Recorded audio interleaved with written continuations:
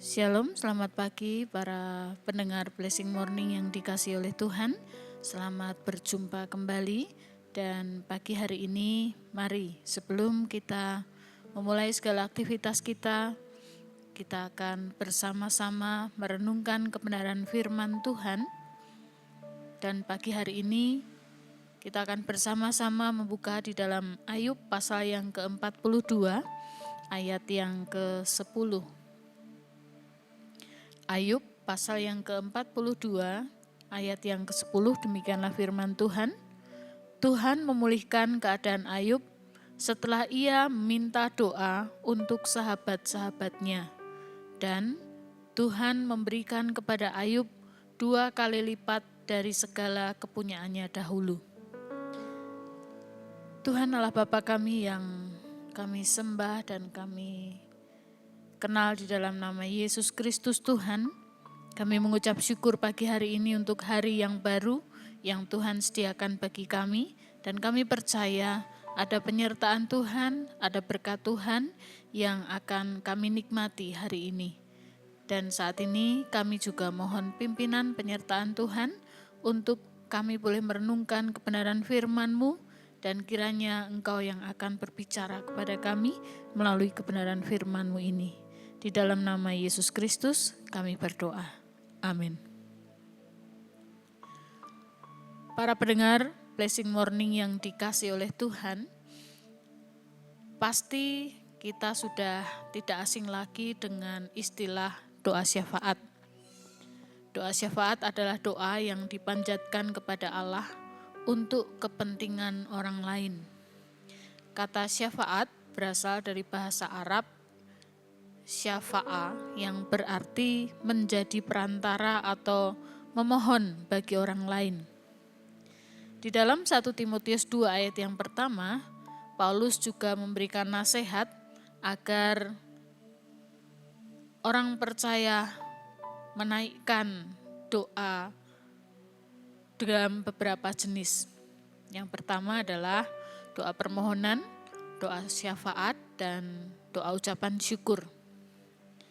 Kita diajarkan agar kita tidak berdoa hanya untuk diri kita sendiri, tetapi juga berdoa bagi orang lain.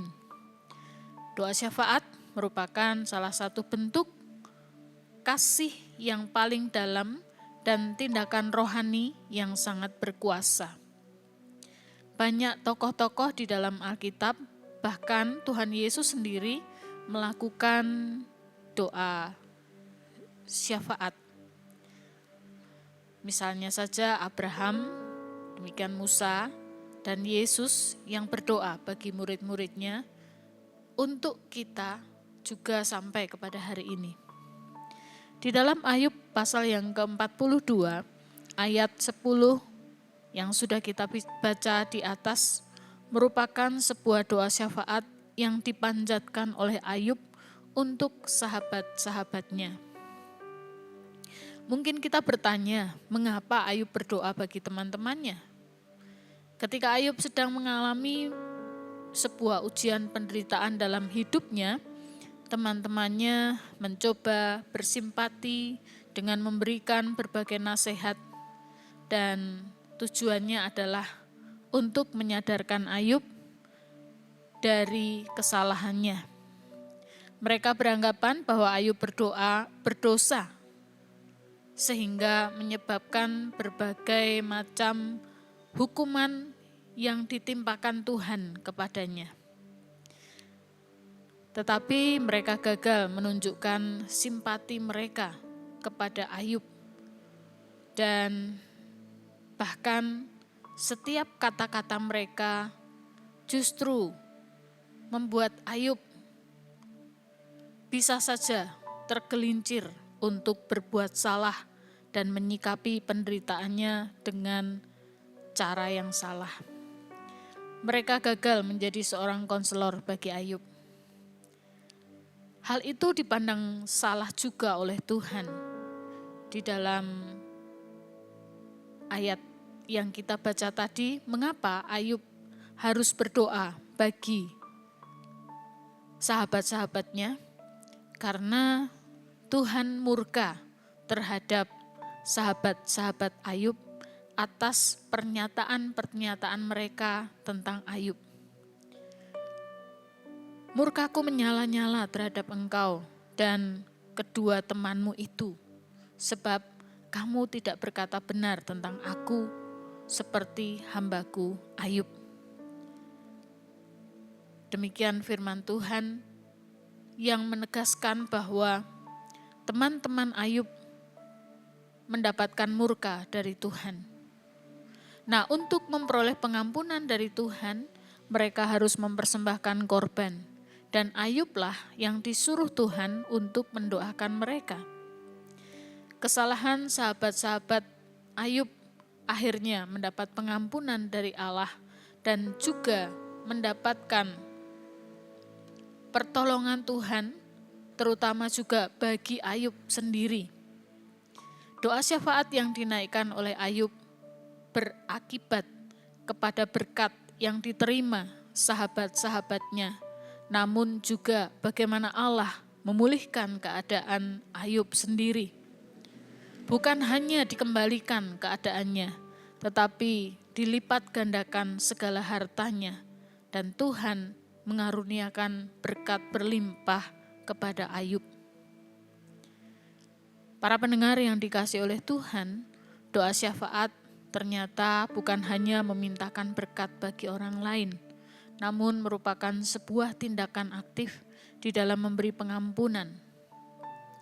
Ketika Ayub berdoa bagi sahabat-sahabatnya, Ayub juga memaafkan dan mengampuni mereka karena sudah berkata-kata yang salah dan menuduh Ayub berbuat dosa. Doa syafaat Ayub memulihkan hubungannya dengan teman-temannya, dan di sisi lain, doa syafaat Ayub juga menjadi pemulih bagi dirinya sendiri dan menjadi jembatan rekonsiliasi serta pemulihan bagi rekan-rekannya. Para pendengar, mungkin kita seringkali berpikir, apa manfaatnya aku mendoakan orang lain? Bukankah doaku sendiri belum dijawab? Memang para pendengar yang dikasihi Tuhan, itu menjadi tantangan kita. Tetapi dari uraian yang sudah kita dengar di atas, biarlah kita mau memutuskan untuk tetap menjadi pendoa syafaat. Doa yang memulihkan para sahabat, saudara, gereja, negara, dan bahkan mungkin orang yang sudah menyakiti hati kita. Karena doa syafaat memulihkan hubungan kita dengan sesama, memulihkan keadaan kita, dan memberikan pendamaian kita dari segala dosa kita daripada Tuhan. Amin. Kita berdoa. Tuhan, kiranya Engkau memakai kami untuk menjadi rumah doa-Mu, menjadi pendoa syafaat bagi sesama kami, dan jadikan kami sebagai penjaga di menara doa yang tidak akan diam sampai kehendak-Mu dinyatakan dan kasih-Mu menjamah setiap jiwa.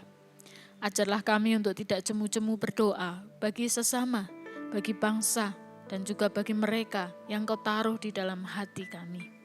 Terima kasih ya Tuhan untuk pagi hari ini. Kami percaya Engkau menolong dan Engkau memberkati kami. Amin. Kita akan menerima berkat Tuhan. Tuhan memberkati engkau dan melindungi engkau.